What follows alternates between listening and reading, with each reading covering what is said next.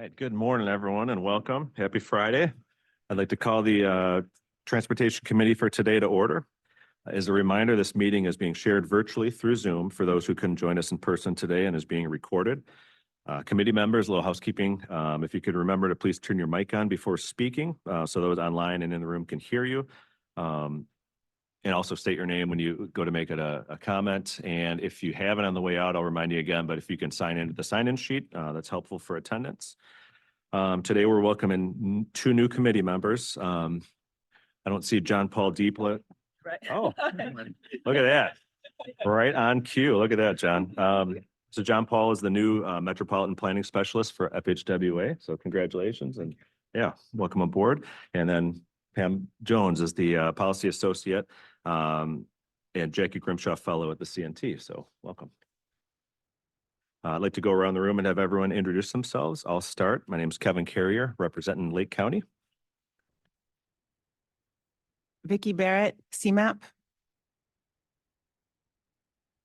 Pam Jones, CNT. Chuck Abraham, IDOT YPI. Steve Schulke, IDOT Region 1. Karen Robles, Tollway. Megan Swanson, IDOT Planning. Jack Cruikshank, IEPA. Thank you. Eva DeLaurentis, Cook County. Good morning, Big Christian Murthy, Chicago DOT. Lynette Civarella, Metro. Eric Llewellyn Pace. Chris Hebert, Southeastern Wisconsin Regional Planning Commission. Tom Vanderwood, Northwest Indiana Regional Planning Commission. Jennifer Henry, CTA. Kyle Whitehead, RTA. John Loper, DuPage County. Scott Hennings, McHenry County. Christina Kapkowski, Will County. Morning, Jackie Forbes, Kane County. Heidi Lichtenberger, Kendall County. Audrey Winnick, Metropolitan Planning Council. Amy Lee, CMAP. John Paul Depla, FHWA. All right, great. Moving on to item 2.01. There are no agenda changes that I'm aware of today. Do we have any announcements from committee members? Oh, actually, sorry about that. Back up a second. I think in terms of the introductions, we're going to go to the back of the room there, CMAP staff, and then online. So sorry about that.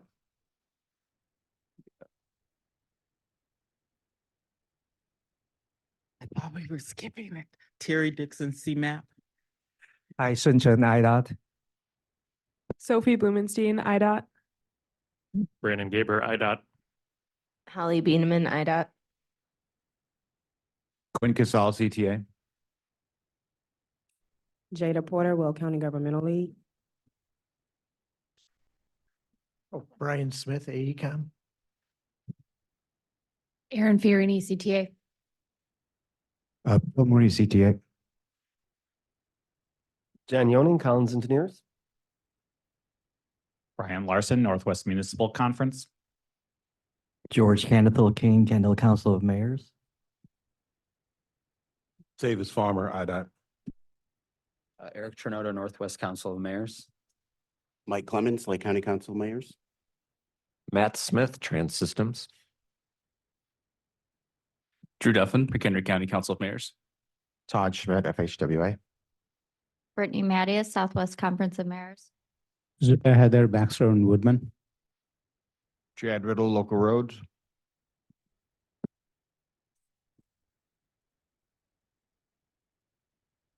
Russell Petroviak, CMAP staff. Stephanie Pfeiffer, CMAP staff. Ryan Tomto, CMAP staff. Cam Dobbs, CMAP staff.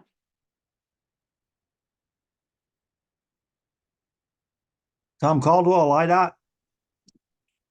Ryan Gugis, CMAP staff. Laura Wilkeson. Kasha Hart. Richard Norwood, CMAP. Jenny Vanna, CMAP. Sarah Stolpe, CMAP. Mike Sopchak, CMAP. Jojo, CMAP. East out of Velez, CMAP. Doug Ferguson, CMAP. All right, and on Zoom, we have Mayor Leon Rockingham, Amanda Kleinwatcher, Baird Bream, Bill Barnes, Bob Innes, Brenton Boytz, Carl Goldsmith, Chuck Stenzel, Clark Schupdiggs, Craig Heather, Daniel Thomas, Elizabeth Ginsburg, Garland Armstrong, Henry Guerrero, Hugo Coronado, Jane Grover, Jason Nevada, Joe Surdam, Julie Reschke, Carly Cazado, Kevin Brubaker, Leslie Rower, Lindy Austin, Martin Menninger, Mike Sullivan, Nikki Nutter, Robert Castigier, Sonali Tandon, Tom Caldwell, an unidentified phone number, and Katie Hurtis. All right, thank you, everyone. Now moving on to item 2.01. Still no agenda changes I'm aware of. Any last comments from committee members? Yes, Karen. Hopefully, as many of you know, we are transitioning over to sticker tags. I did bring a stack of sticker tags, so if anyone's interested, grab me after the meeting and I'm happy to hand those out. I'd like to go back with 0 sticker tags in my bag, so. All right, anyone else? Moving on to item 2.02, CMAP updates. Amy Lee is with us this morning. Good morning, Amy. Good morning. Welcome again to John Paul and to Pam to our table. We welcome you and we're so glad you're able to join us today. We wanted to provide a series of updates for you. This is our effort to try to streamline some of our agenda items with you all. So please bear with me, but we do have quite a few important updates for you all. So on our technical assistance call for projects, our 2024, as you all know, this is a partnership between CMAP and RTA. We had an incredible response this year, more than 120 applications received from 96 different jurisdictions. Thank you to all of you who helped us get the call for projects out there and promoted. Both CMAP and RTA are now very busy reviewing and scoring those applications. We hope to announce those final awards in early summer. The next update is related to ADA workshops. You know that we've been holding a lot of these to really help at the local level with accessibility, those transition plans that are so key for us in our region. There is registration that is still open for our 2 final sessions for accessibility training. They will take place May 1st and 2nd. The topics that will be covered include public right-of-way accessibility guidelines, which was adopted as a final rule by the U.S. Access Board last year, and the Illinois Accessibility Code. These trainings are designed for practitioners, municipal staff, even elected officials if you want to be a little bit more well-versed on the topics. If you cannot make May 1 or 2nd for our last set of trainings, we do have a lot of our packaged materials that will be available on our website. So please feel free to peruse that and use those materials as it helps you in your efforts. Then this is exciting for us. It's a little nerdy, but we're very excited that we have now uploaded our 2020 land use inventory data. If you have not recently gone on CMAP's Data Hub, you will see there's a lot of valuable information there that can be useful to you all in your planning initiatives. I recently pointed somebody to our flood susceptibility data. It really allowed them to hit the ground running on their agency's efforts. So this 2020 land use inventory, it classifies all properties in the region into residential, commercial, industrial, agricultural, and other categories. So please, when you have a moment, take a look at what's on the Data Hub. Hopefully it can be helpful to you and foundational to a lot of your analysis. Then the household travel survey, quick update. I've been talking about this for a while, but we did have a small pilot launched.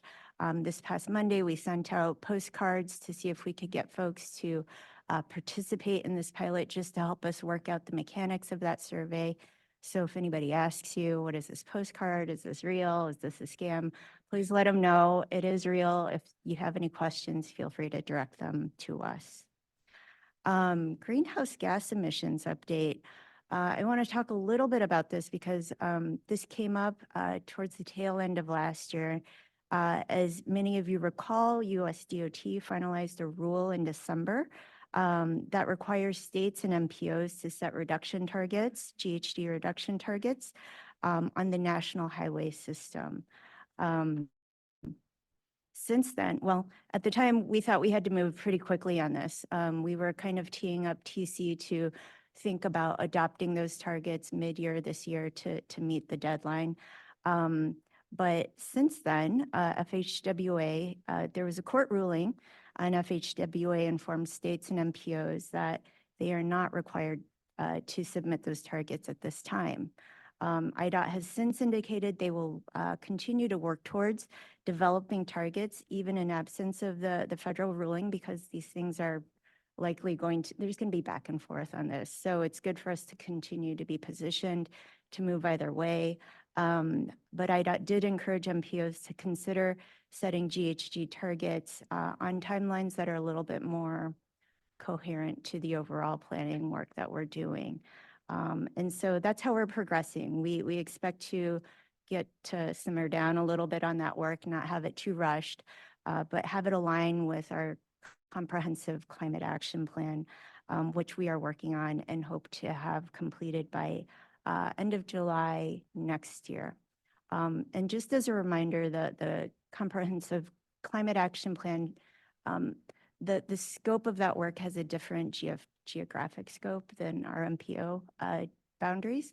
So there is still some interpolation that needs to go on between that effort and what we need to do as an MPO. But still, hopefully those things will be in better alignment. So speaking of our climate action plan, last month, we updated you all on our work with the Metropolitan Mayor's Caucus related to the priority climate action plan. As many of you know, getting that work done sets us up to be eligible to go after US EPA funding to implement the strategies that are in alignment with the priority climate action plan. There's as much as $4.3 billion available in competitive funding out of US EPA for those initiatives. So there was a call for projects or a NOFO with a deadline of April 1. CMAP was really excited to see a lot of the projects that came in and pulled together to show sort of our regional cooperation in our state and in our region. So just to let you all know, there were applications submitted by state of Illinois, $425 million related to building and industrial decarbonization, agriculture, medium and heavy duty vehicles. The RTA coordinated and brought together an application for $375 million for bus electrification of CTA and PACE, as well as service-related improvements for Metro. And then Kane County and DuPage also worked together to pull together an application for $114 million related to municipal facility and fleet decarbonization, solar education, as well as EV charging. Finally, my last update is related to our STAR program. STAR stands for Safe Travel for All Roadmap program update. This is just a reminder, a multi-year effort to develop county safety action plans for six of our 7 counties. All 6 have kicked off. The goal is to understand traffic safety concerns in terms of location type. We know that there are unique issues if we're talking about an urban environment or a rural environment. We want to dig into the contributing factors such as, driver impairment, as well as looking at how those patterns are different by mode. So these plans will aim to prioritize high impact and low-cost systemic improvements. One of the things that has really come to light in some of the initial work is how there's a lot of interjurisdictional issues that come into play sometimes when we develop programs and projects with safety in mind. And so that is coming to light, and that's kind of why we have set up this agenda topic for us later today to talk about IDOT's project development process and some of the policies that come into play when we think about these sorts of improvements. So I think it'll be really informative and educational to us to help us understand how each of our jurisdictions has a time and place to come in and be more effective in bringing those improvements into the project development process. So just a special thank you to Steve for preparing for that. today's sort of a bit of a Steve Schilke show because we did ask him to cover quite a few topics. So a special thank you to you, Steve. With that, I hand things back to you, Chair. Great. Thank you, Amy. Those are great updates. Moving on to item 3.01, we do have before us the meeting minutes from our March 1st meeting. Do I have a motion to approve these minutes as presented? Anyone? We got Jack. Awesome. In a second. Second, DuPage County. John, thank you. Is there any discussion or comments, questions on the minutes?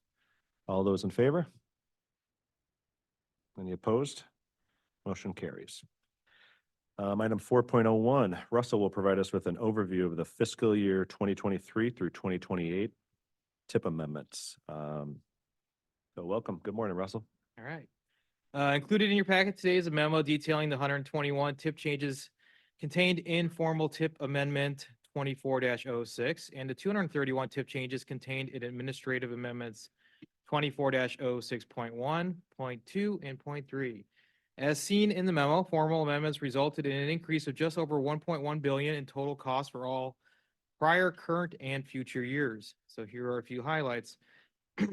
Sometimes an agency submits a lot of tip changes or makes significant changes in the amount of funding for a project.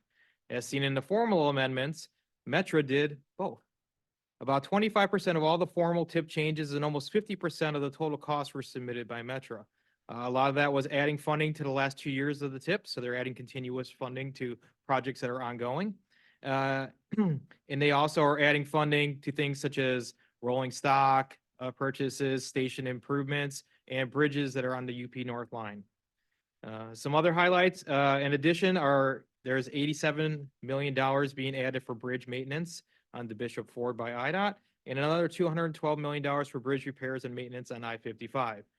The Metra projects, plus the 2 large IDOT projects, account for about 75% of the cost changes that are seen in the formal amendment. Administrative amendments added $230.9 million to the tip in all prior, current, and future years. And now a little quiz. As you may have noticed, there are 3 administrative amendments instead of the usual 2. Normally we just have one for road and we have one for transit. The Randall Road project in McHenry County received community project funding in the recently enacted federal budget. This project is on the letting today. And in order to use these funds, CMAP had to create a special amendment so that they could add that to the tip. Just swapped out existing funds. So there was no change in cost, both federal or total. So that was done as a administrative modification. So we were able to be responsive to a project and help keep it going. And it is hopefully still on today's letting. The net change for the total cost in the tip from all amendments resulted in 1.332.8 billion being added to the tip in prior, current, and future years. As shown in the memo, project phases moving into and out of the tip comprised most of the formal changes, and administrative amendments were primarily schedule and cost changes. While the formal and administrative amendments did increase the amount of funds programmed in the tip is still physically constrained. The amendments, along with the memo, were posted on April 19th for committee and public review. At this time, CMAP staff requests approval of formal tip amendment 24-06 as presented. And I can answer any questions if there are any at this time. All right, before we get into any questions or comments, I'll entertain a motion to approve tip amendment 24-06. All right, thank you, Heidi. Do I have a second? Christina, thank you. Any questions, comments, discussions for Russell? All right, seeing none, all in favor? Aye. Any opposed? Motion carries. All right, I was gonna say thank you, Russell, but you're up for a couple more here. Can't All get rid of me right. yet. All right, now Russell will provide us with an overview of the 2024 through 2028 tip conformity analysis. All right, the tip conformity amendment 24-08 has 14 projects that were submitted for conformity amendments and is currently out for public comment. At the next Transportation Committee, the conformity amendment will be on the agenda for consideration to recommend approval by the MPO Policy Committee at their June meeting. So it's out there for public comment, so I'm not gonna give a lot of presentation. I will say that for the next one, it's an FYI that it's out there and people can look at it. It's on our website. And if they want to comment, that opportunity does exist right now. So that's it for that. Great. Any questions or comments for Russell on that item? All right. Thank you, Russell. Moving on to item 5.02. Ryan Topto is here with us today. He's going to give us an update on the regional transportation plan. So good morning, Ryan. Good morning. Get this up here a little bit.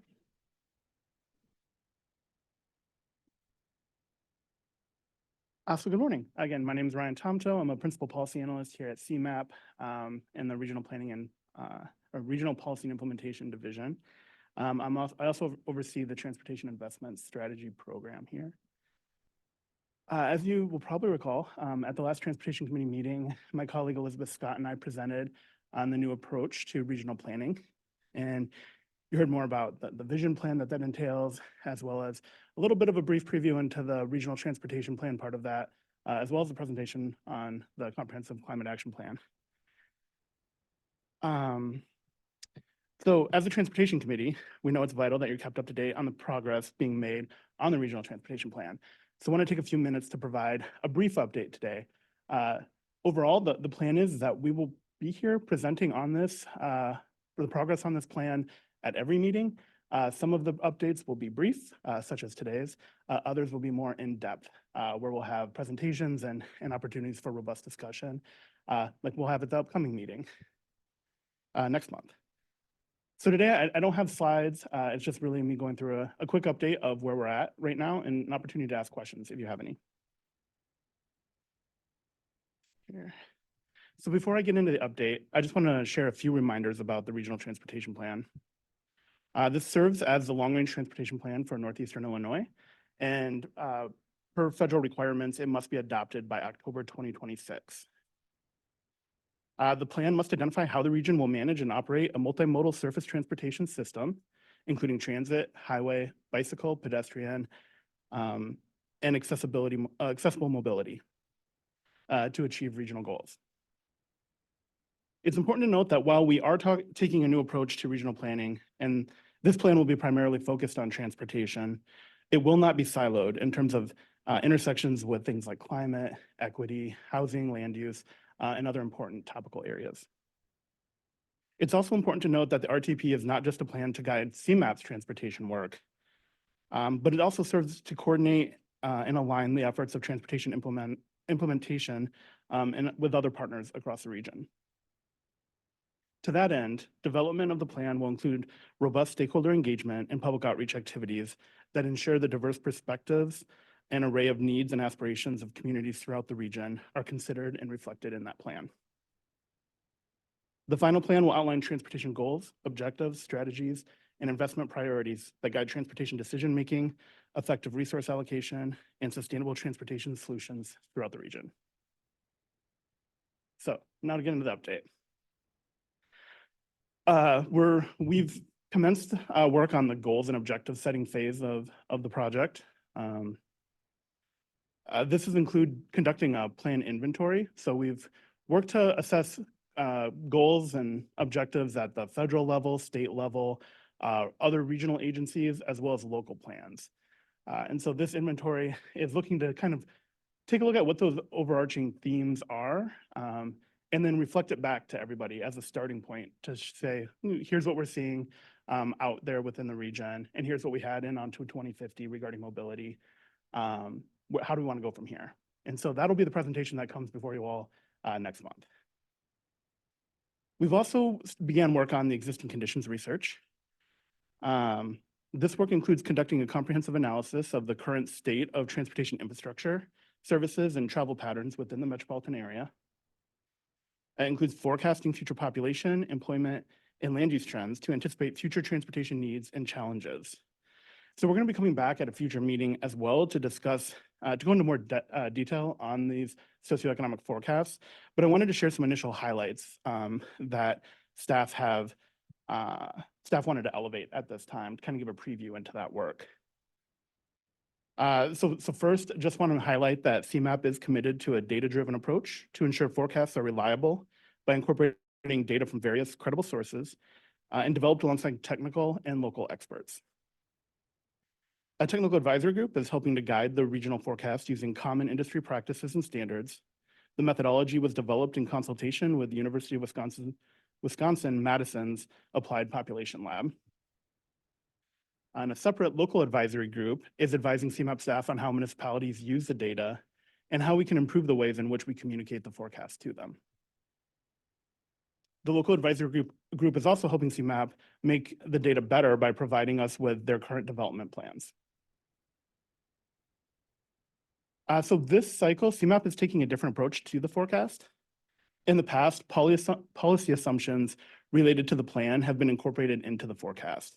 So for example, that there would be an increase in the number of people with a bachelor's degree in the region. That assumption would be baked in.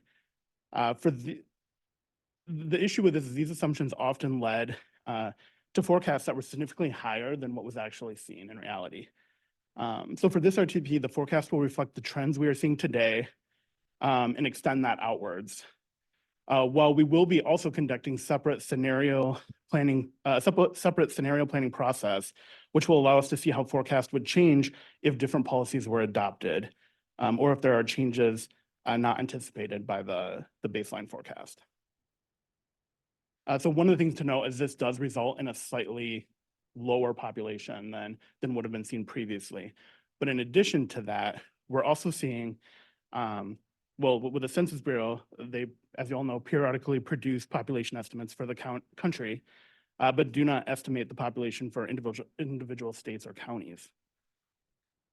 Last fall, the census released estimates for the first time since 2017. These revised estimates were lower than the census had previously forecasted. For CMAP's plan horizon year, which is remaining at 2050, the new Census Bureau's forecast was 28 million people fewer at the national level than their previous forecast, which represents a 7% decrease. This is due to several trends impacting population growth, such as birth rates have been dropping ever since the 2008 recession and have never fully recovered. And so while our regional population projections are not final, we did want to highlight that we are seeing similar trends in the region that the census is seeing nationally, and expect that the forecast will show fewer people than was forecasted for Onto 2050, which was adopted in 2018, as well as the Onto 2050 update that was adopted in 2022. It's important to note that this isn't unique to our region. CMAP staff have been in discussion with MPOs across the country, even in areas that we think of as traditionally fast growth areas, and they're all seeing the same kind of trend. So it's definitely not unique to us. Okay, so with that, a couple other updates. Wanted to talk about the regionally significant projects, policy and procedures update, as well as the financial plan. As most of you are aware, many of you sit on the resource group for the RSP policies and procedures update. But that work has been underway since January. That resource group has been meeting monthly to dig into the federal requirements and how we've handled definition and thresholds for RSPs and evaluation criteria and things like that in the past, and looking to evaluate whether or not we need to refresh those policies in any way. And so we've conducted a scenario analysis where we looked at different changes to the definition and thresholds and what that would look like in terms of the types of the universe of projects that would be captured by that, and have used that to help start thinking through what changes we might want to consider. So we're still very much in the middle of that work, but the plan is that once we have reached a place of consensus around that with the resource group, that will then come up to this committee for a presentation and discussion before moving on to the CMAP board and MPO policy committee for their consideration as well. Additionally, we're laying the groundwork to begin developing the regional transportation plan's financial plan. This is what forecasts the revenues anticipated for the plan horizon, which again is going to remain to the year 2050, and then estimates expenditure allocations and provides fiscal constraint for the plans and programs that are included in the regional transportation plan. We anticipate for this, we will also be doing some scenario planning, and we anticipate beginning to recruit members for a resource group later this fall, or potentially late summer, but more likely early fall. Just a few other quick updates. And this one's a very recent update. I'm pretty sure the ink is still drying on the paper right now, but we have contracted with High Street Consulting Group in collaboration with CDM Smith, Kemple ITC, and Morreale Communications to provide consulting services, support services for the development of the RTP. Very excited to have those talented teams on board to help us as we navigate this process. Additionally, CMAP has contracted with ICF along with RSG and Jacobs to update the region's congestion management strategy and develop a supporting guidebook and comprehensive corridor plan template. The aim of this work is to have it completed by next summer. So this is it's a quick timeline for this type of work. But this will allow us to incorporate key pieces of that strategy into the regional transportation plan strategies and implementation measures. And again, like the financial plan and the RSP work, we will have a resource group specific to this as well, recognizing that each of those different topic areas might have different people within your various agencies that would be best suited for that. So instead of having one big group for all these different things, we're forming separate ones.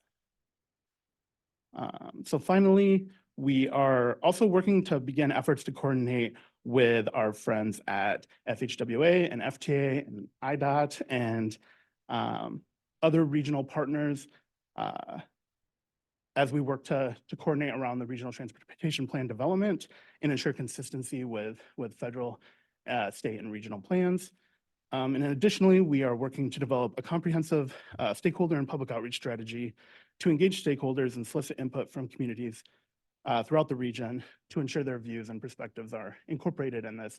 Ultimately, we want to be able to make sure that this is a plan that no matter where you are in the region, you see your concerns and your aspirations reflected in that work. So with that, that's all I have. Thank you so much. And I'm happy to answer any questions if anyone has some. All right, thank you, Ryan. Any questions? I know John's got one, followed by Kyle. All right, go ahead, John. Thanks, Ryan. Appreciate it. John Loper with DuPage County. Yeah, I really appreciate the presentation, and it looks like, you know, you have a lot of strategy sessions going on. We've talked a lot about how counties can be better partners in the prosecution of the on to 2050 and the updates. I just really encourage CMAP to maybe instead of just having like a virtual stakeholder event, but to come out to the counties and talk to the counties, not just with the county board chairs, but also with staff, and to kind of involve them in the process of strategizing. I mean, it's important, you know, not only for IDOT and FHWA to be involved, but your county partners as well. And that's a way of getting us to buy into the overall picture of the region. So I encourage that strongly. Thank you. Well, thank you. Thanks, Ryan. The memo highlights the really central role that travel demand modeling plays in the development of the plan. And it's my understanding CMAP and the region are considering updates to the model and looking at how things like induced demand are factored into the existing model. Can you talk about like how that process of evaluating the model aligns with the development of the plan, and how can we, you know, how those processes sync up? Sure, absolutely. So as you mentioned, with Onto 2050 and the update specifically, a lot of the feedback we heard back from the public and from our partners was this idea of had we fully considered induced demand or induced VMT. It's called different things by different people, but it's something that we took seriously. And since the Onto 2050 update, we have been digging into it, meeting with peer MPOs across the region, across the country, including folks in California and Colorado, where they've really had to dig into this due to state regulations. And so through that, we're still learning. I'm gonna admit, we're still trying to figure out what is our space in this and how do we incorporate this into things like our modeling process. But I mentioned the contract with ICF for the congestion management strategy. The first task in that work is for them to evaluate not just our travel demand model, but all of our various processes that go into this that might be impacted by induced demand phenomena and provide recommendations for how we might adapt to be able to better incorporate that. With the main goal here being that we want to make sure that whenever we're forecasting, we realize that's never going to be perfect. But what we want to achieve is we want to make sure that if we're forecasting benefits for a project, that we're actually going to realize the long-term benefits that we're forecasting. And so I think that is something we're taking seriously. It is being incorporated into the congestion management strategy work. I don't know what that's going to look like yet. And I also don't know, making changes to the model takes a long time. So I don't know if that will be able to occur within the timeline of this RTP, or if it's something that will be more of a longer term thing. But also potentially there could be more of like a post-processing thing or other strategies that might be able to serve as an interim approach to try to incorporate as best as possible. But yeah, I think to your point, definitely something we are thinking hard about and trying to pull in experts to help us with it. All right. Any other questions or comments for Ryan? All right. One thing, Ryan, I was just going to say kind of a thank you to CMAP staff, but I mean, this is certainly the stuff you highlighted isn't sometimes the most visible and glamorous part of doing the plan, but certainly very critical and kind of lays the foundation for what the plan is built on. And then ultimately all those population forecasts and everything kind of go into how we kind of choose projects and scope them out. So definitely very, very important. So kudos to you and the CMAP team for all the attention to detail and everything you guys are doing. So appreciate it. Thank you. All right, moving on to item 5.03. So as requested, I think last December, November meeting from members, today we'll hear a little bit more about the I-290 corridor project. So with us today is Laura Wilkinson with CMAP, Aaron Fiorini with CTA, and Steve Schilke from IDOT. So good morning. Is the visible and glamorous part, you know. The big projects. You can go to the next, actually 2 slides, go to the critical corridor one, please. Thanks. Hi, I'm Laura Wilkinson. I'm a senior director and policy advisor here at CMAP. And again, as noted, Steve and Aaron are here, and we're all going to talk to you today about the 290 Blue Line Corridor project. We use this slide as we talk about this project nationally. I probably don't need to spend too much time talking to the people in this room about the importance of this corridor and how it affects our entire region and how it is a thoroughfare through the entire region, really to get to our downtown area and economic corridors, both on the east and west side of the corridor.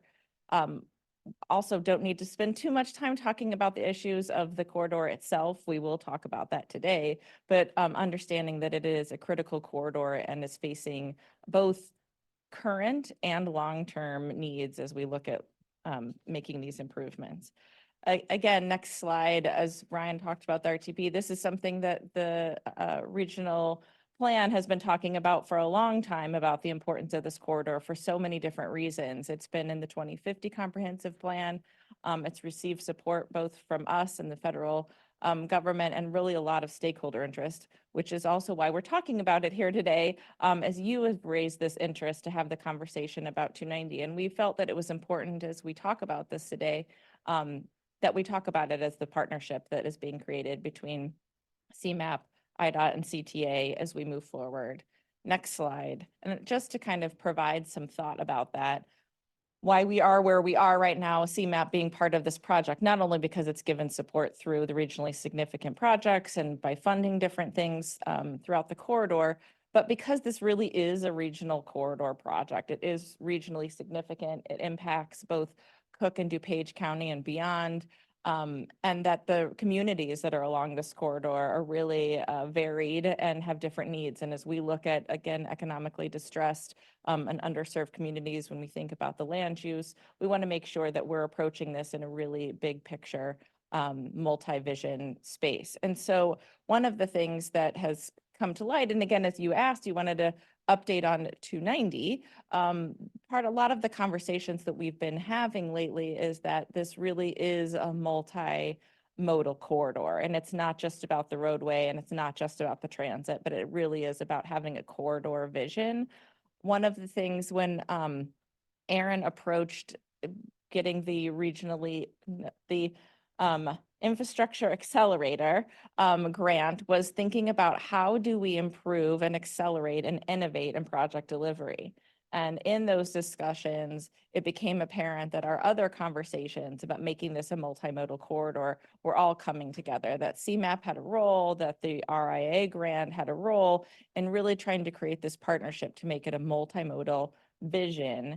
And so we began the partnership of looking at 290 in this space. So CMAP, CTA, and IDOT have signed a joint statement of understanding about how we're going to move this forward. And I'll talk a little bit about that after each of the other partners talk more about both their current and long-term needs in the corridor. So we will circle back, but I wanted to make sure that we kind of laid the groundwork of why CMAP is at the table, not only supporting it from an RSP perspective, but also really thinking about this full project delivery method and how we pull this together to have a new vision for the corridor or continued vision for the corridor. So I will, hand it over to Steve to start talking about IDOT. Go to the next slide and see if that's correct. One more slide.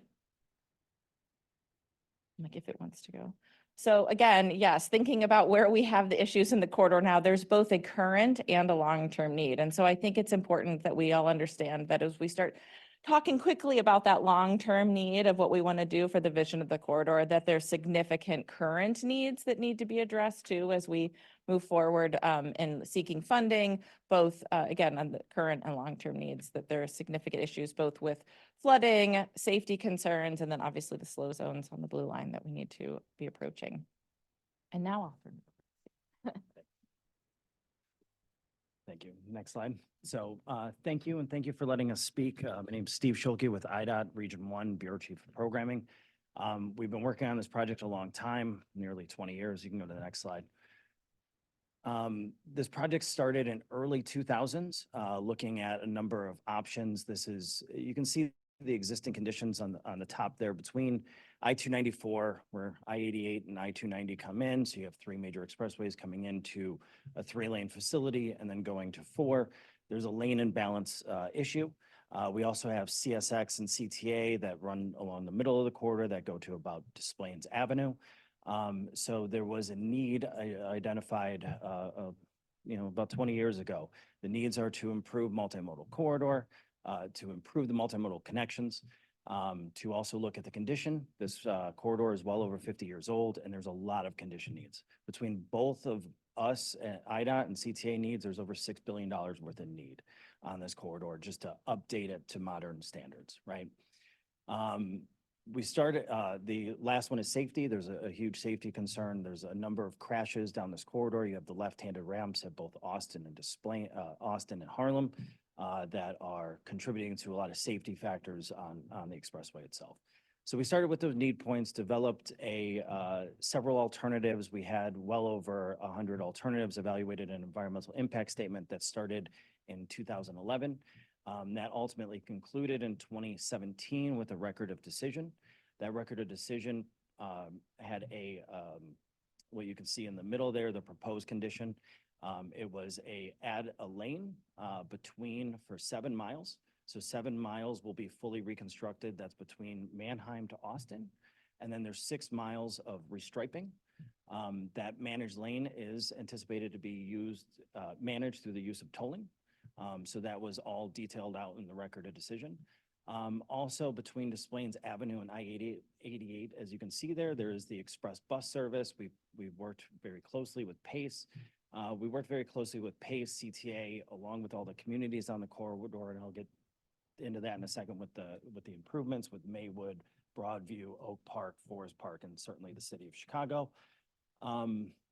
As part of the overall corridor, we have the express bus lane. We did make accommodations for future transit expansions as well, down Des Plaines, west of Des Plaines Avenue. So we really looked at far visions for this corridor. So that was the record of decision in 2017. So about 7 miles of reconstruction and 6 miles of a restriping. Next slide. So as part of the reconstruction or the trench section, this is from really Des Plaines River to Austin. If you drive the corridor, it's kind of in a valley there. We did are looking at reconstructing, and while you expand the lane, your beams get a little deeper. So what happens is you tend to either go down, you kind of change the profile of the roadway. That impacted a lot of the CTA stations. So as part of the project, we are replacing 8 head houses and 4 stations total. The stations are Harlem, Oak Park, Austin, and Cicero. Those will all be upgraded to ADA compliance with elevators. All of them are non-ADA compliant today. Next slide. This is just a rendering of what Austin Boulevard will look like, the interchange. We worked very closely with the municipality, Oak Park and Forest Park, to really improve your, I guess, feel of the walk kind of across the expressway. We are removing the left-handed ramps. Those will be now put on the right-handed side. We expanded all sidewalks going to CTA stations to 16 feet. Currently, it's 7 today. Everywhere else, we expanded the sidewalks to at least 10 feet. We have a number of bike lanes proposed on all the cross streets. And so there was a number of pedestrian and bicycle and multimodal components that went into all of these interchanges. There's 4 major interchanges along the corridor: 25th Avenue, 1st Avenue, Harlem, and Austin. Next slide. As part of this improvement, there are 2 gaps in the Prairie Parkway Trail. The first gap is at a street just north of 1st Avenue. There's no crosswalks. It kind of currently ends. That's shown by the number 1 symbol there. So the Illinois Perry Path kind of dead ends into a signal that has no crosswalks. And so part of this improvement is to actually connect that. That would connect Maywood into the Forest Park branch. And then from there, we were able to design a trail that actually parallels the expressway system that comes into Columbus Park. And then that certainly allows for future expansion going into CDOT's systems of bike and pedestrian improvements, getting them all the way to the lake. So this is all part of the project to install this key connection to get from Columbus Park really into the full trail system. So the city of Chicago will now connect into the full trail system of the western suburbs. Next slide. Part of the outreach and with Maywood and Metropolitan Water Reclamation District is that there was a significant need to improve drainage. We recently were awarded a Protect funding grant for $9 million, but the total project cost is $28 million. So what we did in partnership with the Metropolitan Water Reclamation District and Cook County, who currently has jurisdiction of the frontage roads, is we are providing a 66-inch sewer going to a 72-inch sewer and providing a new outfall. And so what Maywood is doing with the Metropolitan Water Reclamation District is they are uncombining their sewers. So right now it's a combined sewer system, which means all of the wastewater is combined with the storm sewer. That's leading to, when flooding occurs, for backups. So currently waste is going into people's basements. Currently, Metropolitan Water Reclamation District has already spent $4 million into uncombining the sewer systems on the eastern half of the northern block in Maywood.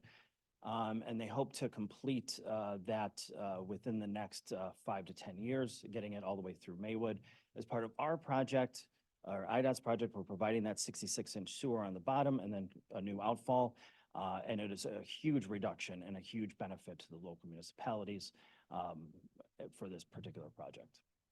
Next slide. Another project that's we're currently in phase 2 and looking to implement is the I-290 trench drainage system. So currently what happens is that if you're familiar with the corridor, this is east of Des Plaines River. It currently floods a lot. Currently, the roadway is a little higher than the CTA tracks, as you can see. So unfortunately, CTA gets flooded out first. So this is a huge need within this corridor. And so right now what we're doing is the current main drain is in good shape. So what we're doing is putting a supplemental main drain. We just recently completed a $50 million expansion of that pump station in order to handle that. And right now we're looking at doing an innovative project delivery to install that other piece of the sewer in order to alleviate the flooding in this corridor. Next slide.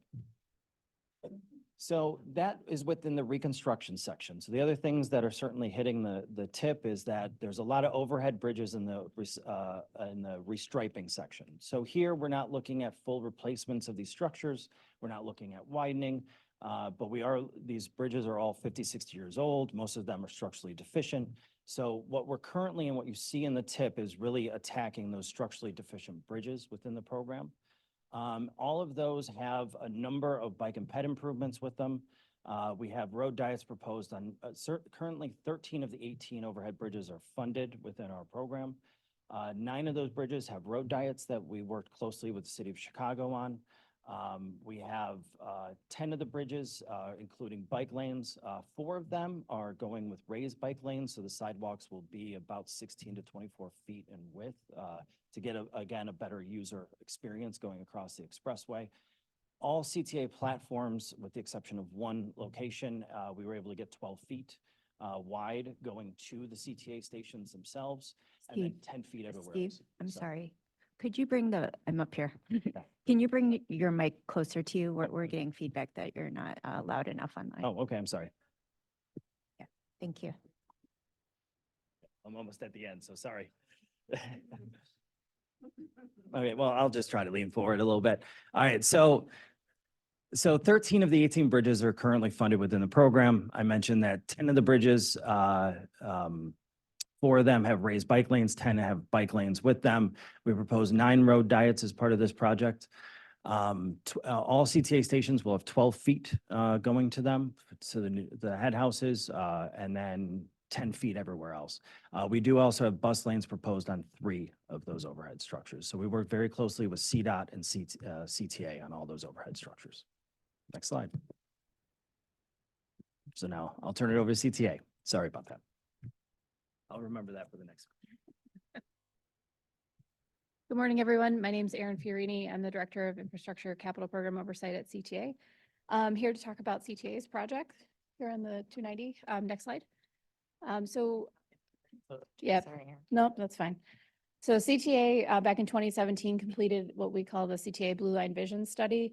And that vision study identified improvements along the Congress branch for state of good repair and operational improvements that could be made. That started looking at rehabilitating the infrastructure, starting with the track as the most important to address all the slow zones that are out there. One of the earlier slides showed what percentage of slow zone we're at. We're at 72.4% slow zones today, so that's actually quite a lot for our line. Also, we are aiming to make all of our stations accessible out there, looking at wider station platforms, and then looking at improving the customer experience to hopefully protect from some of those weather elements and noise that comes from that expressway traffic. It looked at including a turnback to accommodate any sort of construction phasing, which allows trains to turn at a certain point and go back to its original destination, which helps, with customers. And then it also looked at redesigning the Forest Park terminal yard and shop to modernize them, because those are also original to the construction of the multimodal corridor. Next slide. So CTA over the last couple years has invested about $268 million in what we call the Congress Branch Phase 1 project. That had 3 major components to it: track reconstruction, traction power improvements, and then the Racine station improvement, which meant that station was going to become accessible.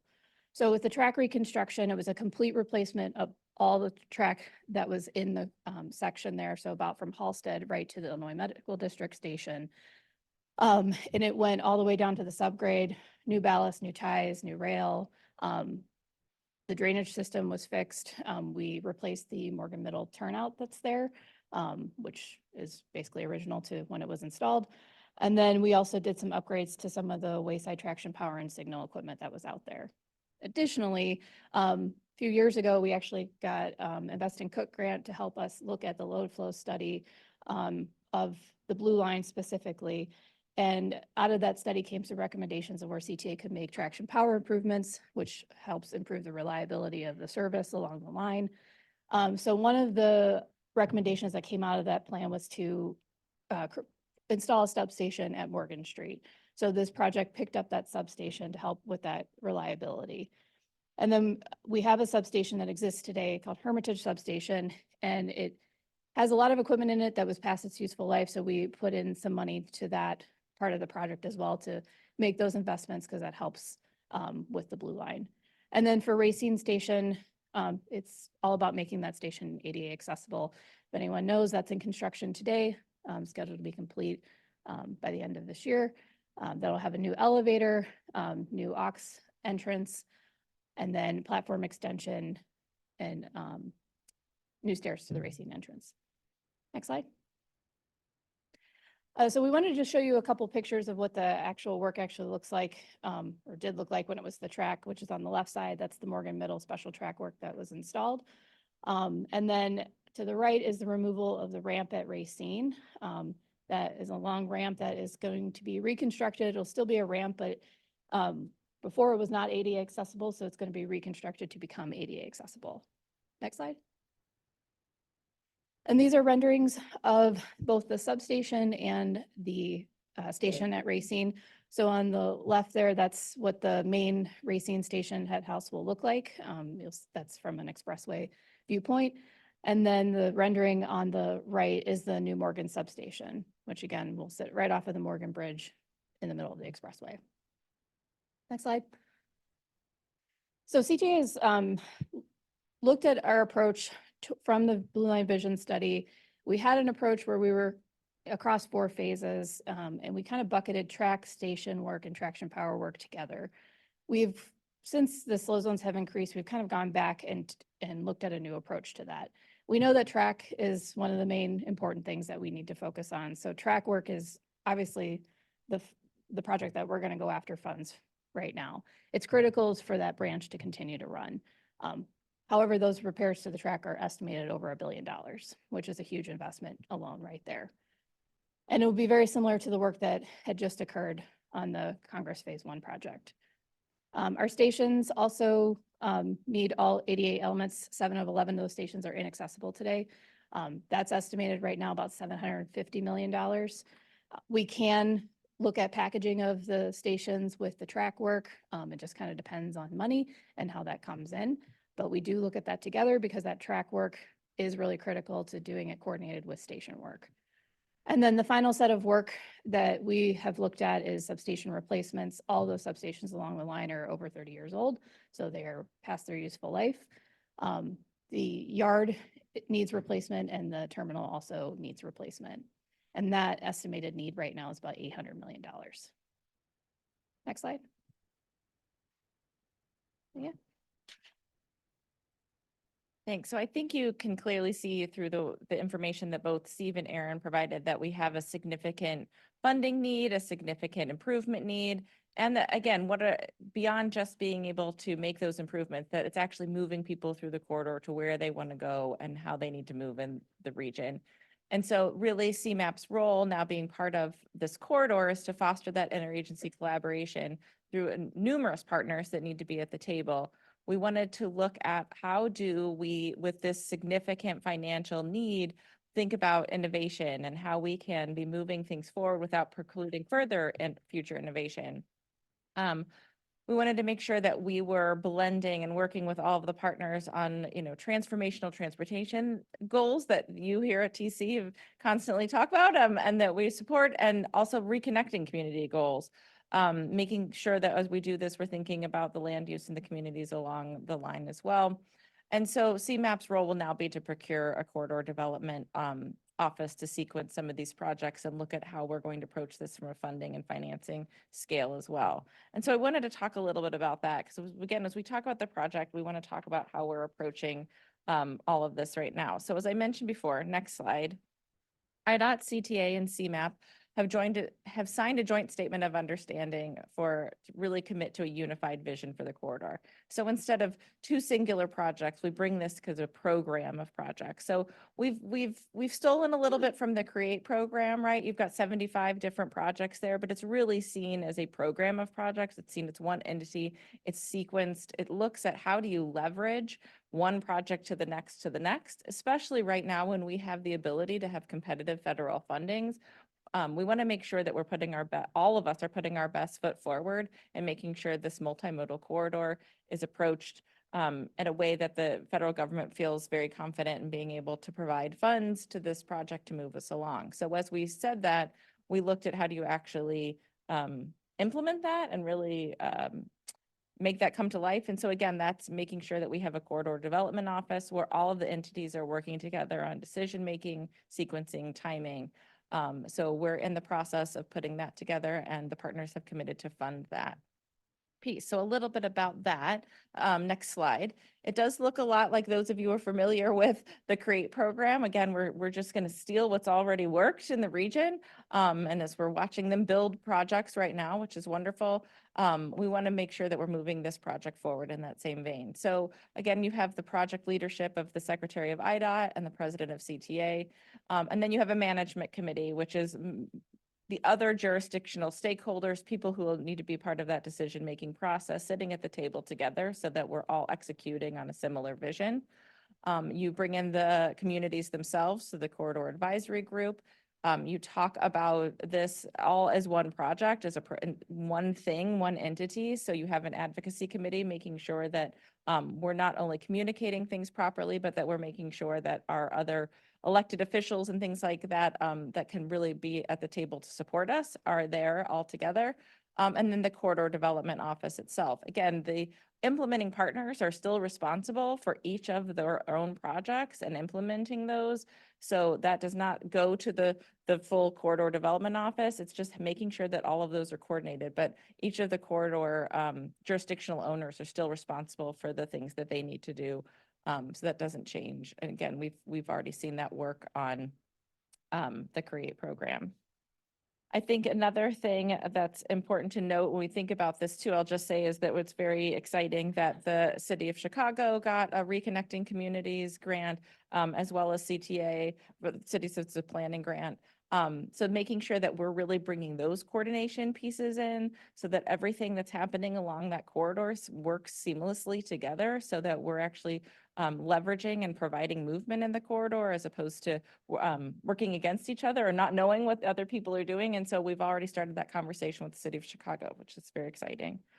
A little bit about the Corridor Development Office. Next slide. So the expectation for that, as I noted, is really kind of a long-term corridor visioning, making sure that as we do all of these short-term, projects and needs, that it's fitting into that long-term vision. Thinking about sequencing of projects. And again, as I just noted, making sure other initiatives and things that are going along in that corridor are all sequenced and part of the plan. Really looking at a comprehensive funding and financing plan. As you heard, there were a lot of Bs in those, the B billions in that conversation. And so thinking about how we approach that and how we're going to be innovative in that space, making sure we coordinate the federal partners, making sure we're tracking progress and then communicating that out to audiences. So we're looking at that as the Corridor Development Office's role. Next slide, we were fortunate recently that through our Regional Infrastructure Accelerator Grant, the Build America Bureau, which is part of the Secretary of Transportation's office, worked with us to bring a technical assistance workshop. So they brought in different resources, they're human resources in from Washington, D.C. to work with us to say, what are the obstacles that you guys are facing? Why are you not able to do this tomorrow? What are the things we can bring to bear that we can be a partner with you from the federal government side to help through this process? And so we had a 2-day, 1.5-day workshop to really look at what are the considerations around having 2 different NEPA processes, working with FHWA and FTA, and how do we make sure that that is blended into a one DOT response so that we're not undoing things or redoing things as we look through this process. We talked about really some of the opportunities to advance some of the goals in the project. What are the resources that the federal government can bring to bear? What are things that we could be leveraging in our region? And then we looked at all of the different opportunities of funding and financing. Where's the TOD development opportunities? What again does the federal government have to bring to bear? And so I think there was a lot of exciting conversation and very glad to have them as partners with us. So we'll have some next steps with them. They'd like to continue to be partners and we'll work with our FHWA and FTA our regional divisions as well to make sure that we're really blending all of these things together. Next slide.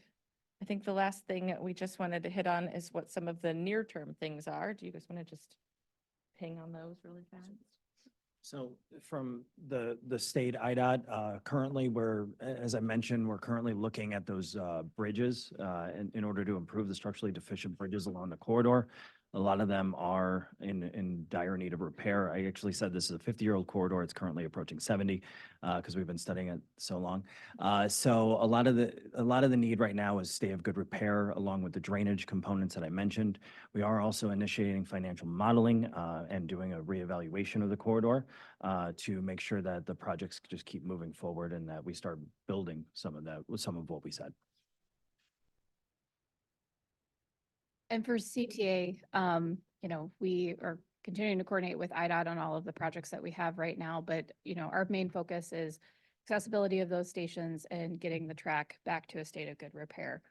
That's essential for us to continue to run service and also encourage people to use transit. I want to say and highlight that we have made some momentum in terms of funding. The Rebuild Illinois program helped fund that phase 1 Congress project, which was great, and it allowed us to get another station into the ASAP program. Like Laura had mentioned earlier, we did get the Reconnecting Neighborhood Community Grant for $111 million for track work along the corridor between Kedzie and Pulaski.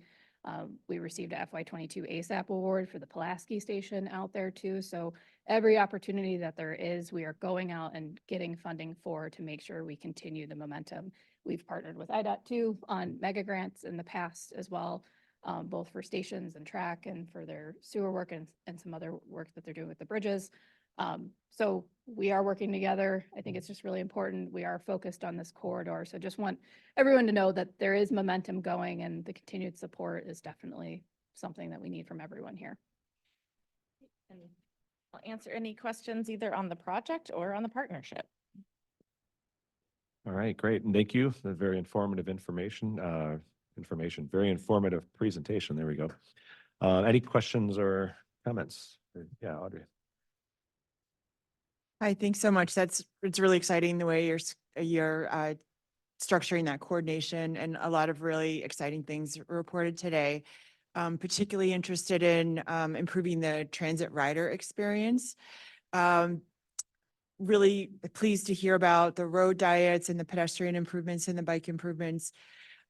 We're also aware of a pedestrian access plan that CTA did in 2017, which showed some mini highway caps and also showed improvements on the platforms, some architectural renderings.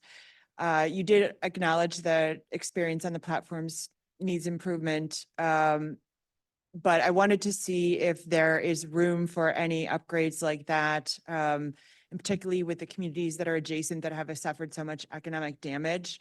One of the challenges of transit in the median of the highway is you can't do transit-oriented development. And so is there any opportunity for expanding some mini highway caps that would allow a little bit of structure, a little bit of amenities to do that as well, just to really, beyond just ADA accessibility, really taking this to the next level of the rider experience for the CTA riders? I won't answer the cap piece, but I will talk about, I'll just say that one of the conversations that Build America Bureau was really interesting about what kind of they're looking at as part of this transit-oriented development. This current timeline that they're working on and the grants that they're putting out, they're actually allowing for a lot more accessibility of what they consider transit-oriented development and what they're willing to look at to be able to fund or finance. So we had some really good conversations that I know was new information to me, that we would want to make sure we bring them back in and make sure that they have access to some of the different the people who have jurisdictional space around the land use around there as well. But there were some new caveats to that I think were really interesting to learn. And we're going to try to take that forward in the partnership. I don't know if anybody wants to. Yeah, go ahead. So, within the reconstruction section, the 6-mile section, we have worked with Oak Park. We've allowed for the expansion of 4 locations at least. Those expansions are between 200 to 500 feet. We've agreed to pay for the abutments. And so that's something further that either a TOD or something like that could also bring in order to fulfill those. But yes, there's accommodations made in the Oak Park Forest Park section. All right, Kyle. As we just heard, this is a complex process, and IDOT will have its process and CTA will have its, and obviously they'll continue to seek every funding opportunity. In terms of the unified vision, I'm just trying to understand, is the idea that like there will be an end product, like this group will be publishing a unified vision, or is it more like a combination of the existing plans and coordinating along those existing plans, or is there something new that's being developed, like with an eye towards bundling projects for a larger federal funding opportunity, or? Yeah, I think that's really what we're hoping the corridor development office will work with us on is like, again, you can't just take two different plans and plop them on top of each other, right? And so it really becomes like, what are we trying to achieve by putting these all into one multimodal program of projects? And what are some of the decisions that still need to be made or directional choices? There's still a lot of space that I think we think for innovation in that area. So I think we're hoping that as they start to layer these on, we have different ability to, how do I want to say this? Like, I think we have spaces where we still can make a lot of decisions, or as we put things together to make one multimodal corridor, that there will be space to have some more discussions about different things as we move forward. I mean, it looks cut and dry when you put it on a slide, but there's a lot of different pieces and decision making to make sure you're getting the outcome that you want along the way, and we want to make sure that those are blended properly. Yeah, it seems like there could be value in creating something new that is largely a compilation of the existing plans, but one vision that you can look at and understand how the different components fit together. Yeah. Anyone else? Any other questions, comments, discussion? I had two quick questions. So Steve mentioned, I think it was $6 or $7 billion for the project cost. I don't know if that was just the roadway, or Aaron's were kind of like $2.5 billion. So is it 8 or 9 total, or is the 6 or 7 include the transit? Combination of both. So Yeah, the IDOT's combination of portion is about 4 billion. Okay, gotcha. And then, not to put anyone on the spot, but is there a forecast for, if all goes well, when construction could be? Just curious more than anything. It's heavily Yeah. dependent upon funding. Yep. So 100%. Gotcha. Okay. And I think that that's why we're really at a critical juncture, which we talked about. There's a lot of momentum. There's a lot of interest. There's a lot of need. We are at a moment in time, like, again, when DOT came in, they're like, well, what's the issue with your, and support from the communities or elected officials? I'm like, no, they want this. Like, this is something, we're at a time where people are interested in getting this done. And we are at a crossroads to make sure it happens, which is why I think, again, our interest of being part of this partnership is, how do we look at things? How do we talk about it? How do we strategically think about how we leverage the federal funds so we have this moment in order to move this forward? So I think that's, again, what everybody knows is one of the biggest obstacles. And that's why we really need to bring some resources to bear to get it moving. Yep. Yeah, that makes sense. That was just the transportation nerd me saying, hey, this looks great. When can we see it? So. All right. Well, thank you guys. Appreciate the time putting this, putting this presentation together. So thank you very much. One thing I did want to note too is the agenda numbers online and on the slides. Excuse me, we had a question online. So the agenda numbers on the slides don't match up with where we're at in the presentation. So we do apologize for that. So Steve's coming up for item 5.04 now, which is in our paper copies, but online it says 5.03. So just want to make that clarification for everybody. So, all right, Steve, here to talk about improving coordination between local partners and IDOT safety projects. So welcome again. All right, well, thank you. And thank you again for allowing IDOT to speak at the Transportation Committee meeting. We really do appreciate it. My name's Steve Schulke, Bureau Chief of Programming. You might remember me from the previous speech, the quiet guy. So I'm going to try to speak louder, hopefully. So we got a number of questions. A lot of them were, can you go to the next slide for the agenda? A lot of them had to do with how can locals track upcoming projects, how and when to engage in IDOT, examples of projects and how to better leverage them, such as resurfacing projects, local roads projects, how do they interface with each other, what policies come into place, like TAMP or NEPA, which is the National Environmental Protection Act or Policy Act. What is the example of IDOT doing something well with the local partners, and what were the improved outcomes? So I do have some examples of that with the state and local programs. So I developed this PowerPoint to hopefully answer a lot of the questions that the committee through CMAP have gotten. And so hopefully this answers a lot of those questions. So next slide. So how do you track us, right? Well, we have a lot of information online. We also have the Council of Mayors and Managers meetings where we do send for the stateside program. We send our area programmers. We have Tavis Farmer and Katie Hurtis who go to every mayor and manager meeting to hand out what exactly is in the program and what's coming. We also send Bureau of Local Roads and Streets there as well. So we really do a lot of the communication through the mayors and managers. We also have everything available online, the FY 24 through 29 program. And then iRoads, and I want to talk about that in a minute, is also a really good database that you can track where we are and what's coming in our program. Next slide.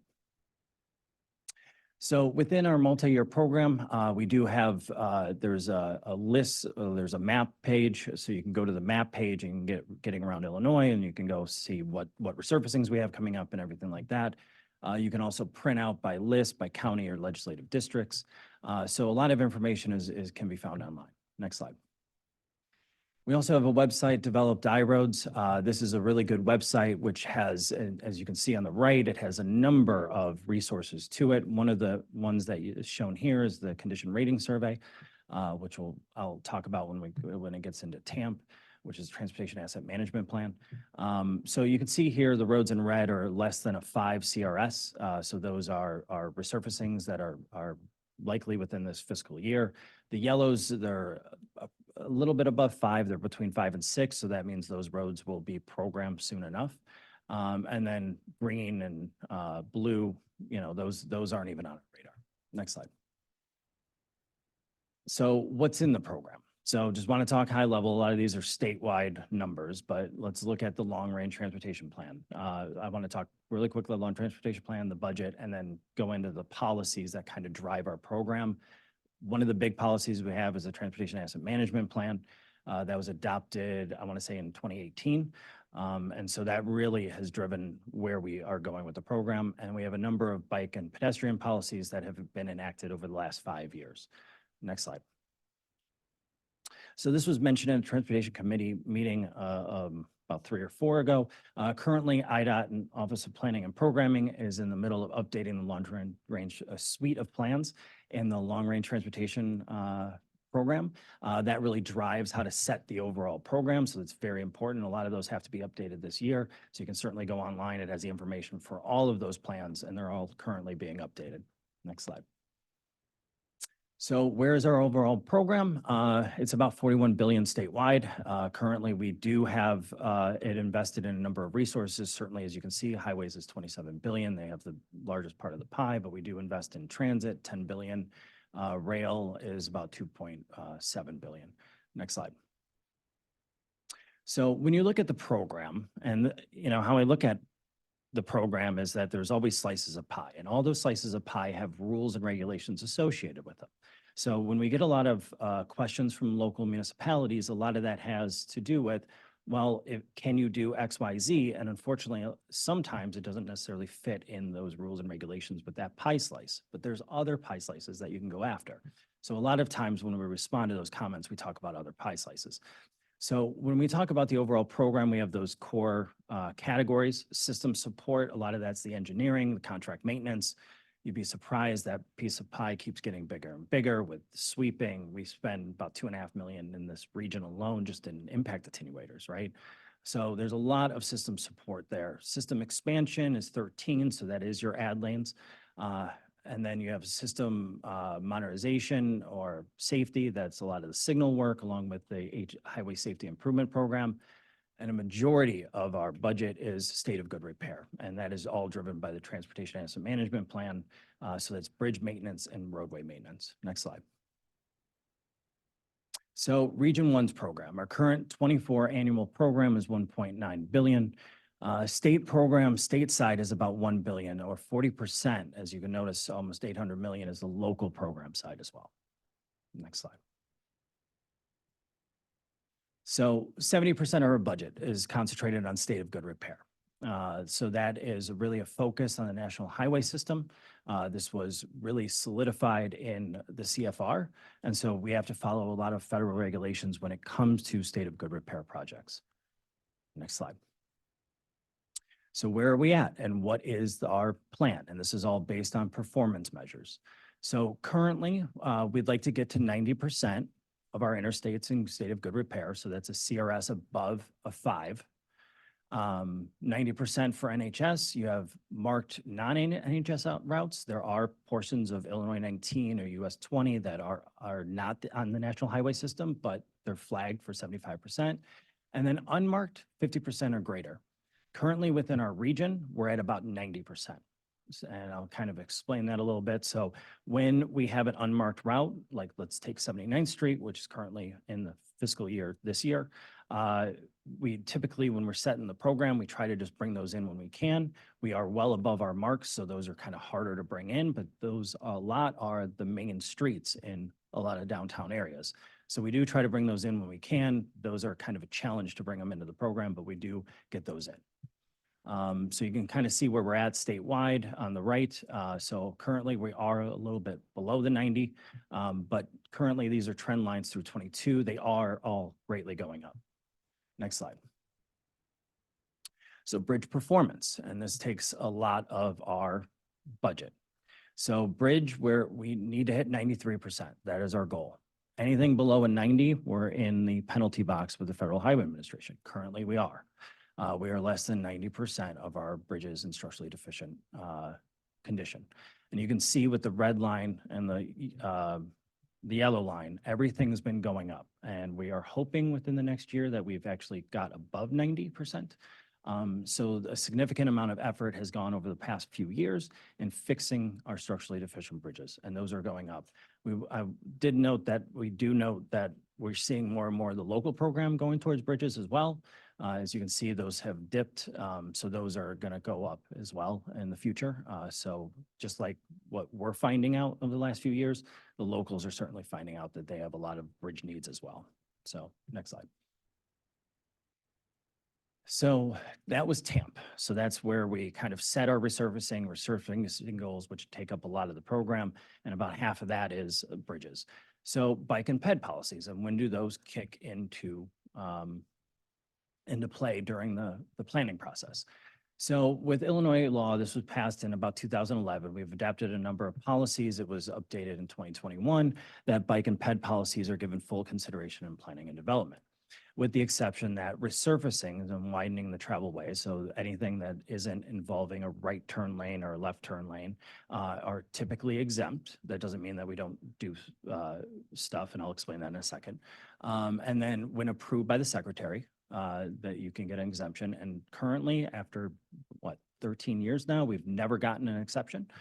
So that is our very last resort. We've never actually used that resort. And then typically when municipalities pass a resolution stating they do not support bike and ped, that's when we do not include them, or we accommodate the highest and best use, which is typically a shoulder type application. We typically get about 2 or 3 a year for those. Excess control facilities are also exempt for complete the streets as well. Bike and ped improvements may be included in the pavement resurfacing scope when local evident, when there's support from the local municipalities.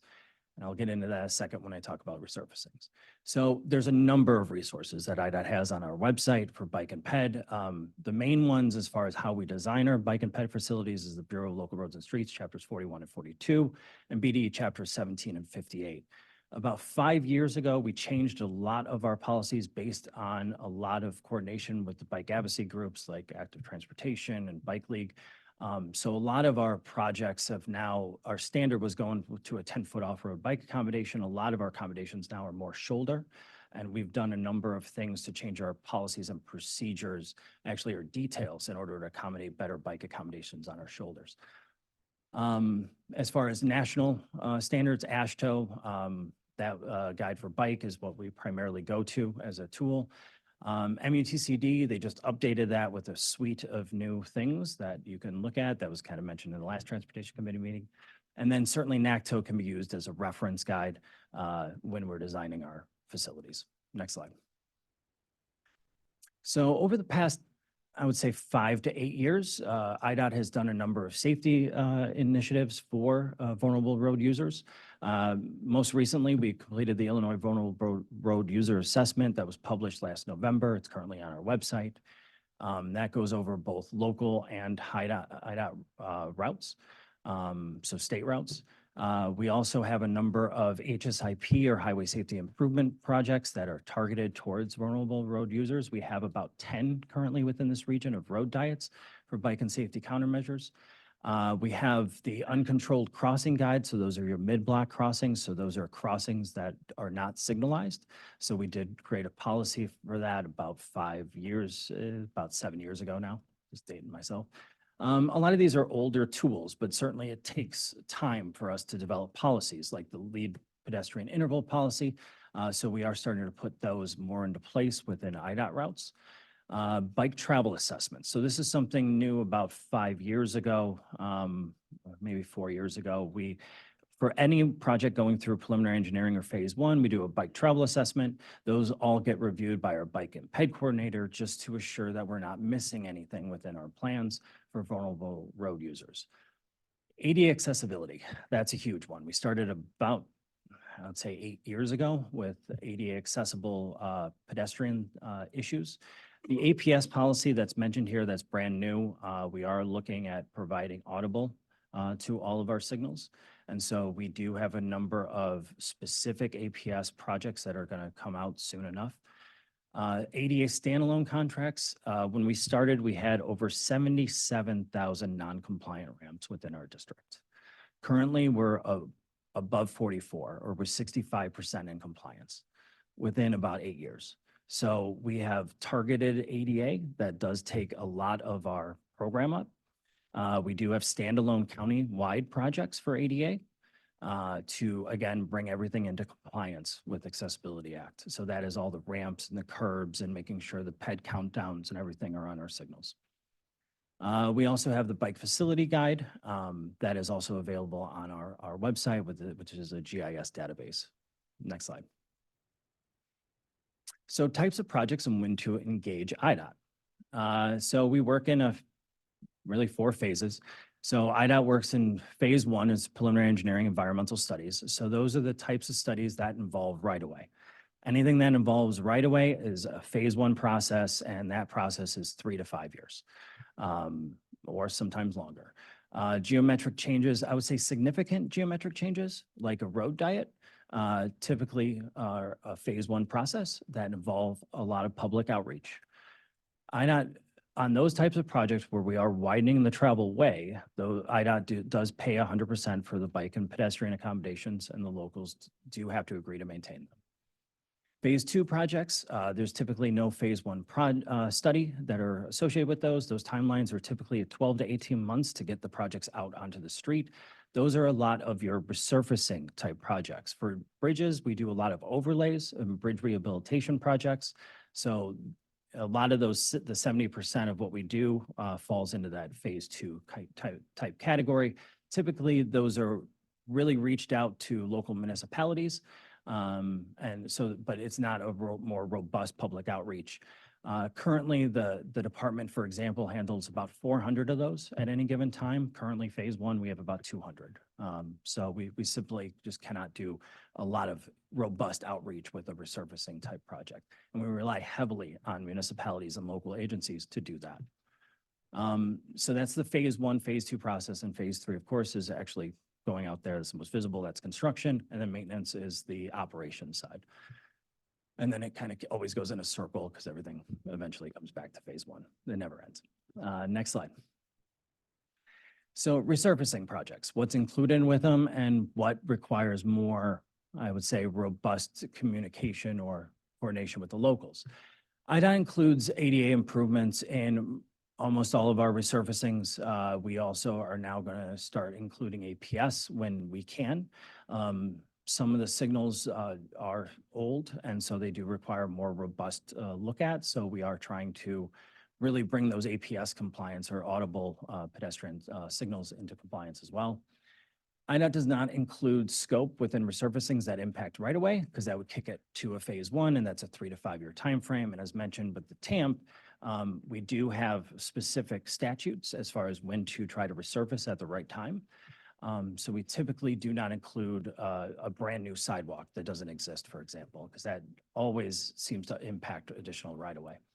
Locals can request consideration for bike and ped accommodations, but mainly that's limited within the roadway. Signage, crosswalks, bus shelter pads, we always send our plans to PACE or CTA. Those typically are included with any resurfacing we do. The ones that are more, that require further study are bump outs and barrier protected bike lanes. So those are things that you're changing the geometric conditions. Those typically take 12 to 18 months to design. You have to look at truck turning radiuses. Utilities has been a big one with those, where you're impacting the sewer or you're impacting water main. And so that typically really expands that cost. And sometimes the locals themselves are kind of concerned with those. So yeah, those we do have included in resurfacings, but they do require 12 to 18 months. So certainly when you're initiating stuff in phase 2, the earlier you can discuss those, the better. Next slide. So how can locals make significant modifications within a resurfacing? That seemed to be a lot of the questions. Well, there's been a lot of example projects that we've partnered with local agencies, but a lot of them, especially the first 3, are that the local municipalities have initiated a phase 1 well in advance of our resurfacing. So Sheridan Road, Waukegan, that was a great one. They initiated a phase 1 along Sheridan Road to do a 4-lane, cross section down to a 3. That did require the public involvement outreach. They were able to complete that in about 18 months. And that was installed with our resurfacing, because basically we just took their plans and just installed them with our resurfacing. 31 in Geneva was a similar way. Bussy Highway is currently targeted for fall. That is a good example. That's on Des Plaines.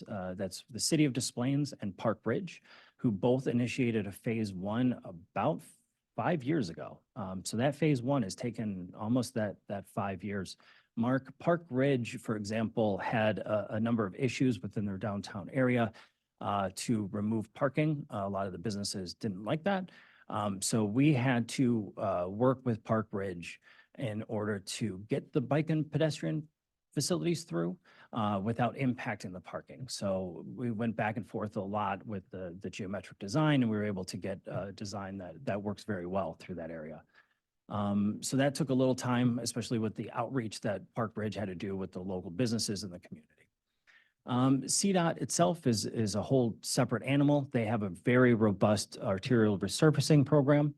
So they certainly see themselves coming from a mile away, and they can certainly include a lot of bike and pedestrian improvements within the corridor. Illinois 19 example, they asked for, I think, 72 curb extensions. One of them was removed by themselves, so we approved 71. Last year, there was additional, actually in 22, there was additional concerns down the corridor. So CDOT went out and did additional pedestrian and bike accommodations late last year with that one. We also have signed a memorandum of understanding with them that we are going to expedite any type of bike and pedestrian improvements with those resurfacings. So that we're working very closely with CDOT. We have regular technical meetings with them in order to help expedite those types of improvements. Illinois 43 at East Lake is a good example of us doing the phase 1. So we did the preliminary engineering, and then we handed that over to Northfield. It's a CMAC grant, but they also applied for ITIP funding. And so they are currently doing additional measures such as landscape medians, curb extensions. And so they actually narrowed the lanes a little further than we are. We helped them do the reevaluation for that. So that was a good combination of funding. And so what you're going to find in the next slide, especially local roads, is combinations of funding is what I see work very well. So if it doesn't fit in that slice of pie, is there other pies that make sense that we can add that funding to? Next slide.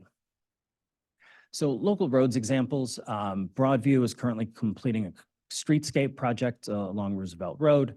They got an ITIP grant for that, and that's going through the Bureau of Local Roads. I did want to mention 14 at CN because there's a lot of local roads projects to do rather significant projects along state highways. And there's at least 2 grade separation studies currently ongoing, Barrington is one of them, but certainly Des Plaines with Algonquin Road is also doing a grade separation study. Going back to the time it takes sometimes to put in a sidewalk or multi-use trail, you have Joliet and both Des Plaines doing their own phase 1 study with both ITIP grants using a multi-use trail along a state corridor in order to connect what's not there. And both of them require a significant amount of right-of-way. So that is going to take time, and they understand that. Next slide. HSIP projects. We did get some questions about, how do the local routes, when they intersect with the state routes, how does that all work? Typically when local roads, I guess I'll say this, over 50%, when you look at the vulnerable road users, over 50% of the crashes or fatals within the state of Illinois happen on local system. So the HSIP program is designed for the local HSIP to accommodate local roads, and the state HSIP to accommodate state routes. It's about 50-50 split. So we want to make sure that we're reducing fatals on all routes, not just state routes. So when it does come into an IDOT intersection or a state route, let's say Illinois 43, we do look at that does get passed from local roads up to our Bureau of Operations. We coordinate with our central office. We look at the BC ratio.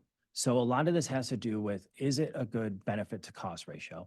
What we're finding is a lot of local municipalities, for example, there might be a high crash location on our route, but it doesn't necessarily equate to those type A's and fatals that we're trying to reduce. So it doesn't necessarily meet the benefit to cost ratio. And so that is something that as long as it's got a good BC ratio and it is within the state route, we've typically absorbed them.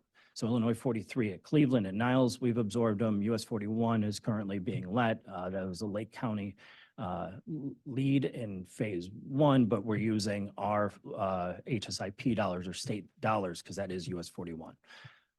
So that all of it, like I said, just kind of goes back to that BC ratio. If you have a good BC ratio on a state route, typically we'll work with the locals and to absorb them into the state system. So that way the local HSIP is used what it's intended to do, which is reduce the fatals on the local routes.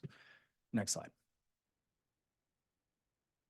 So this is a typical response we get, especially for bike and pedestrian improvements on state highways. There's a number of grants. And it keeps a lot of the transportation committee, we talk normally about funding opportunities, Connect for Communities. This doesn't even count a lot of the federal programs that are out right now. But certainly the STP program, planning liaisons are a key source in order to identify all of these grant opportunities. We do have ITIP program. It's a great program. And I mentioned a number of them as far as examples that have used ITIP to further leverage state improvement. We have the Safe Routes to School program that IDOT administers. Next slide. IDNR is always seemed to be forgotten about. They have 4 or 5 different grants as well that they do. We have the Rails to Trails program. The CMAC program is a great program that CMAP administers. That's always a good one. And then there's certainly the TAP program, and then Open Lands and ComEd also have a program themselves as far as planning grants or something like that. So next slide. So hopefully I was able to answer a lot of those questions. Kind of understanding how we develop the program, the kind of the buckets of funding we have, and some examples of what I've seen work really well to further enhance something that the state's doing. Great. Thank you, Steve. Appreciate all that information. Kind of open it up to the group here to see if there's any questions, comments, discussion points. Yes, Audrey. I have one, thank you. That was really, really helpful. I have one just kind of specific question. You mentioned that for any phase 1 study, you do a bike travel assessment. Yes. Could you just tell us what that looks like a little bit? So it is, we're the state government, so we love forms. So it's a form that goes through, we have 2 forms really. We have the users, so we do an assessment of the users. Generally within Region 1, which is the 5 collar counties in Cook County, we generally meet bike and ped policy. So once you get past that form, then it goes to another form. And so that does the checklist of, are you providing, are you widening the travelway? What accommodations within Chapter 17 are you doing? They usually include the geometrics with them, and then you kind of go through the list of highest and best use accommodations through that chart. So 17A is the chart that we typically use. It just kind of just makes sure that we are making sure that the project itself is trying to get the best use out of it. Anything else for Steve?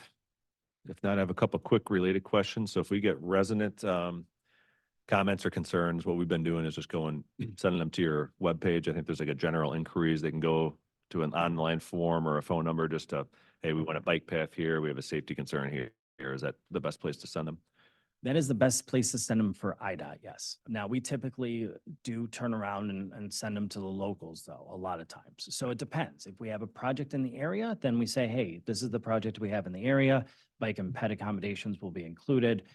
If we do not have a project in the area, right, we typically then send them to the local municipalities. So we've had a number of local municipalities, with the example, start their own phase ones to provide that bike and ped accommodations.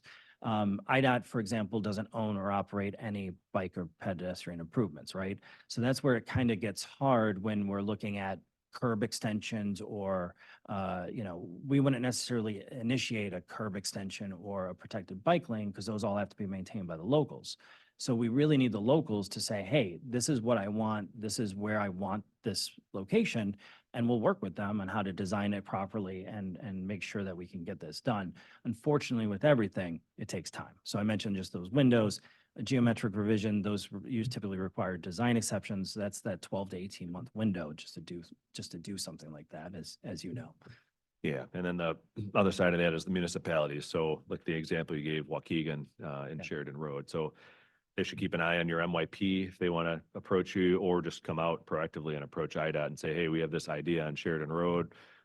I know that one's already kind of done, but like in a similar scenario is what's the best way, what's your timing on that road? Should we get going on a phase one to look at some pedestrian things? So should they reach out to IDOT staff directly and kind of get into conversations if there's something Yes, they want they can certainly reach out to IDOT staff directly. I mentioned the mayors and managers, or certainly you can write a letter to the regional engineer. That's usually how it gets started. They just write to the Jose Rios, and then eventually I write usually the replies. So that's why I know a lot about this. So yeah, that's the best way. Just always reach out to the department. I like looking at the CRSs in iRoads because then it's going to come up soon. But as mentioned, sometimes even those road diets that seem so simple, sometimes those require a lot of public involvement that is taking a little time, and a significant amount of time on Park Ridge, for example, that they had to work closely with their businesses, and we're not in charge of zoning and all of that. So that's, again, why we really lean on local municipalities to carry that lift. Great. All right, anyone else?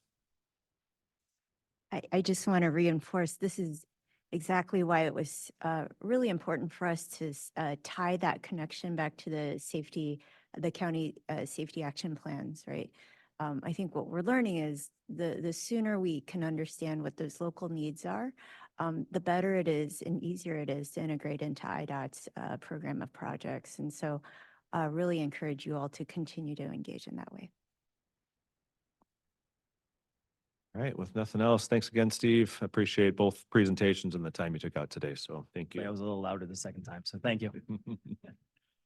All right, item 5.05 on our agenda. Kasha is here with a legislative update.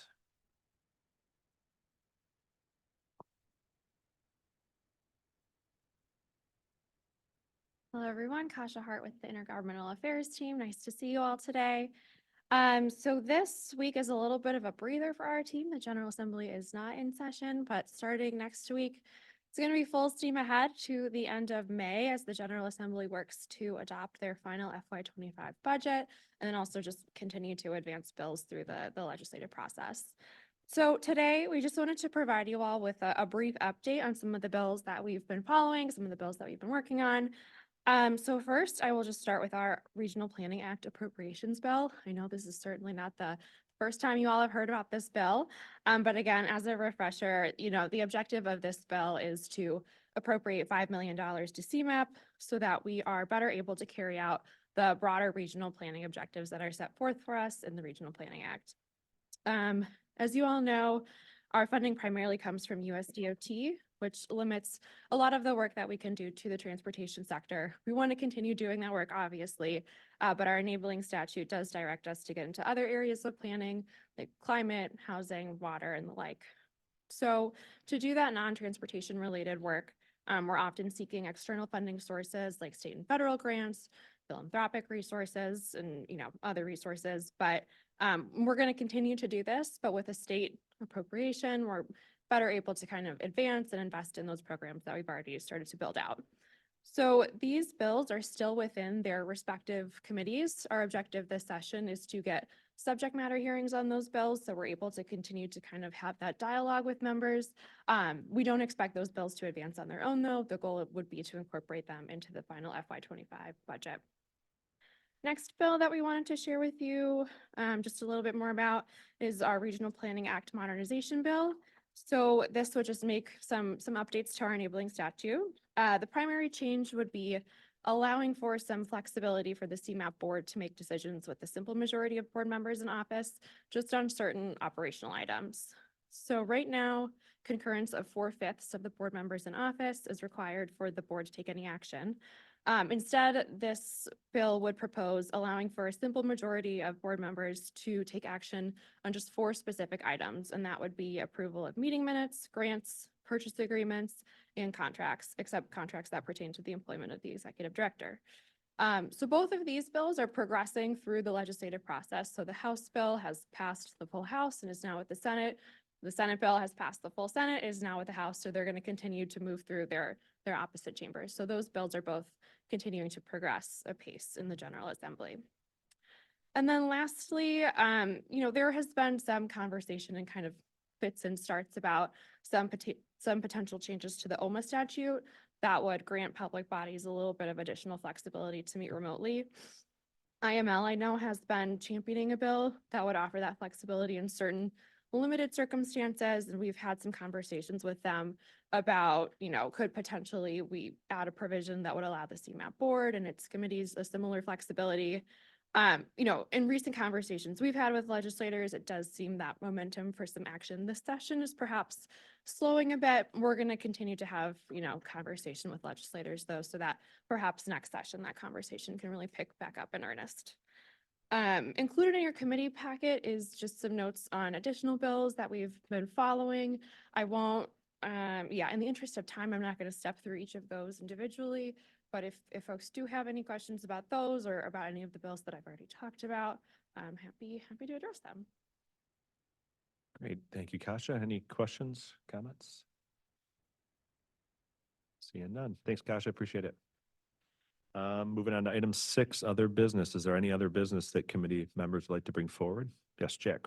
Just wanted to make a quick announcement that if anyone is interested in any electric vehicle funding, now is the time to apply. The state of Illinois has $110 million that is available right now through IDOT's NEVI program and the Illinois EPA's Driving a Cleaner Illinois program. For the latter, that is about $45 million for public EV chargers, and private or public entities may apply anywhere throughout the state. And then the second pot of funding under the Driving a Cleaner Illinois, just announced this week, we have $17 million for electric school buses on a first come, first served basis. So thank you very much. Thank you, Jack. Anybody else? Nothing. All right. Moving on to item 7, public comment. Is there anyone in the audience that would wish to address the committee today? See any? Cameron, do we have anybody online? Yes, please. Garland Armstrong. Garland, if you go ahead and unmute yourself to comment. Thank you. Good morning, everyone. It's Garland Armstrong, formerly of Des Plaines, now living in Des Moines, Iowa. I just have a big concern, especially like in Will County, where the Pace bus stops are, because I remember a couple of years ago when I was coming from Springfield going through stop in Joliet, there was no sidewalks where some of the bus stop signs are, and I'm deeply concerned. Has anybody been out there in Will County where the Pace bus stops are and that there's no sidewalks? Because the Pace bus stop signs are in the grassy part, and there's it's not accessible, especially for those with with the general public and the ADA waiting at the bus stop. No sidewalks. So I just would like to know, has anybody been out there in those areas where the bus stops is and that there's no sidewalks to it, where the bus stops is, to make sure if they're going to put some sidewalks in there, if people are waiting at the bus stop, or make it accessible, because that is my biggest concern about that.